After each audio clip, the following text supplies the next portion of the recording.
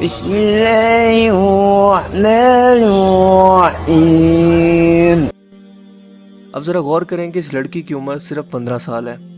یعنی کہ یہ میچور بھی نہیں ہے، یعنی کہ اسے دنیا بھر کے ریلیجنز اور مذہبی کمیونٹیز کے جذبات اور لگاؤ کا اندازہ بھی نہیں ہے، کیونکہ جب لوگوں نے اسے بتایا کہ اس نے کتنی بڑی غلطی کی ہے اور گناہ کیا ہے اور اپنے اس عمل کی وجہ سے مسلمانوں کے جذبات کو بہت زیادہ ٹھیس پہنچائی ہے، تو اس نے اگلے ہی روز ایک ویڈیو کے اندر اس کے بارے میں معافی مانگی اور کہا کہ مجھے اندازہ نہیں تھا کہ مسلمانوں کے لیے میرا یہ عمل اس قدر تکلیف دہ اور بے حرمتی کے زمرے میں آتا ہے۔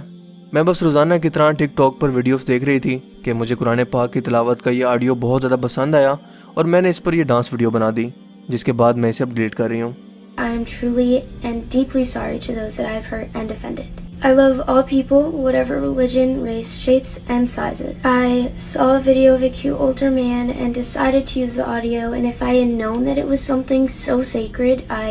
would have never used it. مطلب کہ یہ سب اس لڑکی نے انجانے میں کیا، جان بوجھ کر نہیں، اور آپ جانتے ہیں کہ جو عمل جان بوجھ کر کیا جائے سزا اس کی ہوا کرتی ہے۔ سو ہونا تو یہ چاہیے تھا کہ اس معافی کے بعد اور اس کا اپنی غلطی تسلیم کرنے کے بعد معاملہ ختم ہو جاتا، لیکن ایسا نہیں ہوا، کیونکہ ہم لوگوں کو اپنی عدالتیں لگانی ہیں۔ کیا یہ لڑکی اگر اپنی غلطی تسلیم نہ کرتی تو کبھی معافی مانگتی؟ دوستو، جب اس طرح کے سینسیٹیو معاملات ہوا کرتے ہیں تو ہم لوگوں کی عادت بن چکی ہے کہ ہم سب سے پہلے یہ بھول جاتے ہیں کہ ہم اس رسول کی امت ہیں جن پر ایک بڑھیا آپ صلی اللہ علیہ وآلہ وسلم سے نفرت کی وجہ سے روزانہ ان پر کوڑا کرکٹ پھینکتی تھی، لیکن جب بھی وہ بیمار ہوئی تو آپ صلی اللہ علیہ وآلہ وسلم تب بھی اس کے پاس گئے، اس کی عیادت کی اور اس کی خیریت دریافت کی، جس کے بعد وہ اس عمل سے متاثر ہو کر مسلمان ہو گئی۔ طائف کے بارے میں آپ جانتے ہیں کہ جب آپ صلی اللہ علیہ وآلہ وسلم طائف کے لوگوں کو تبلیغ کرنے کے لیے تو ان لوگوں نے پتھر مار مار کر آپ صلی اللہ علیہ وآلہ وسلم کو لہو لہان کر دیا۔ کیا اللہ تعالیٰ کی ذات اس وقت یہ سب کچھ نہیں دیکھ رہی تھی؟ کیا اس سے بڑی کوئی گستاخی کائنات کے اندر ہو سکتی ہے؟ لیکن پھر بھی جب بدلہ لینے کی بات آئی تو آپ صلی اللہ علیہ وآلہ وسلم نے فرمایا کہ نہیں، اگر یہ لوگ نہیں تو ان کی نسلوں کے اندر ہو سکتا ہے کہ ایسے لوگ آئیں جو ایمان لے آئیں، اور ہم دیکھتے ہیں کہ اس کے بعد ایسا ہی ہوا۔ اس سے ثابت ہوا کہ ہمارا دین ہمیں تحمل، صبر اور برداشت سکھاتا ہے، جس سے متاثر ہو کر بنا جنگیں لڑے، خون بہائے سب سے زیادہ مسلمان دائرہ اسلام کے اندر داخل ہوئے۔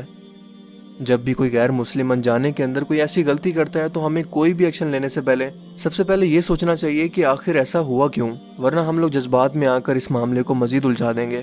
جو کہ اب تک ہم لوگوں کے ساتھ ہو بھی رہا ہے، کیونکہ ہم انسانوں کی یہ فطرت ہے کہ ہم وجوہات جاننے کے بجائے بہت جلدی لوگوں کو جج کرنا شروع کر دیتے ہیں، جس کی وجہ سے معاملات مزید الجھنا شروع کر دیتے ہیں۔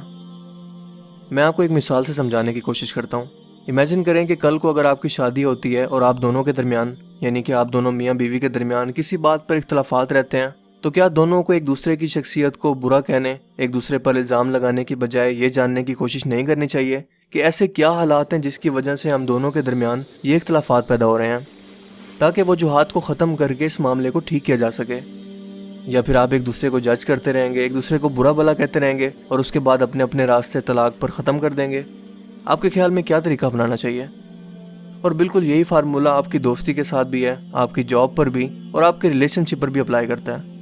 اب فرض کریں کہ مان لیا جائے کہ اس لڑکی کو قرآن پاک کا علم تھا کہ یہ کوئی دینی کتاب ہے، لیکن یہ اندازہ نہیں تھا کہ یہ مسلمانوں کے لیے کس قدر مقدس ہے، تو اس کے اس انجانے پر اگر اس کو اتنی زیادہ نفرت دی جائے گی تو کل کو اس کے دل کے اندر مسلمانوں کے لیے عزت بڑھے گی یا پھر نفرت بڑھے گی؟ کیا یہ لڑکی اس نفرت کے بعد اسلام جیسے مذہب کو اپنانے کا سوچے گی، یا پھر اس کے دل میں بھی وہی نفرت کے جذبات پیدا ہوں گے جو کہ آج یورپ کے اندر ایک سازش کی صورت میں پھیلائے جا رہے ہیں، یعنی کہ اسلام کا خوف اور ڈر؟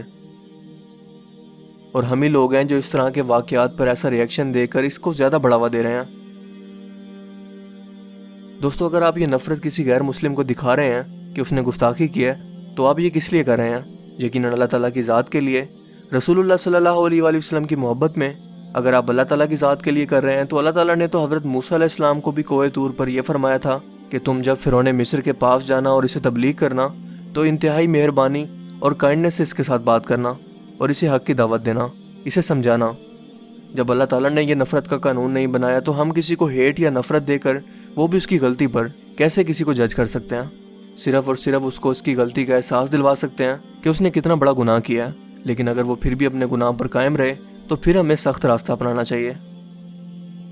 اس لڑکی نے جب یہ غلطی کی تو ہونا تو یہ چاہیے تھا کہ کوئی غیر مسلم اس لڑکی سے ملتا، اسے سمجھانے کی کوشش کرتا اور اسے قرآن پاک جو کہ انگلش ٹرانسلیشن کے اندر موجود ہوتا، اسے بطور تحفہ پیش کرتا کہ وہ اس کو پڑھ کر سمجھنے کی کوشش کرے اور ممکن ہے کہ اللہ تعالیٰ اس کو ہدایت دے دے، کیونکہ ہدایت تو اللہ تعالیٰ کی طرف سے ہوتی ہے، انسان کی طرف سے نہیں ہوتی۔